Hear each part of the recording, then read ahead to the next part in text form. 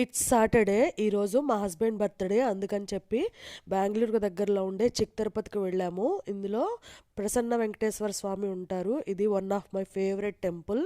బెంగళూరులో ఎవరైనా ఉంటూ లేదంటే ఈ సరౌండింగ్స్లో ఎవరైనా ఉంటూ ఇంకా ఈ టెంపుల్కి వెళ్ళకపోతే ఒక్కసారి విజిట్ చేయండి. చాలా పవర్ఫుల్ గాడ్ ఈయన. ఆ రోజే మా ఫ్రెండ్ వాళ్ళ పాపకు కూడా తలనీలాలు ఇచ్చేది ఉంటే అది కూడా కంప్లీట్ చేసుకొని దర్శనానికి వెళ్ళాము. ఆ రోజు చాలా రష్గా ఉంది టెంపుల్ని రెనోవేట్ చేస్తున్నారు. అందుకే అందరినీ క్యూలో కాకుండా ఒక్కసారి లోపలికి పంపిస్తున్నారు. దానివల్ల మొత్తం రష్గా అయిపోయి లోపలికి వెళ్ళడానికి చాలా కష్టం అయిపోయింది. చాలా టైం కూడా పట్టింది దర్శనం అవడానికి.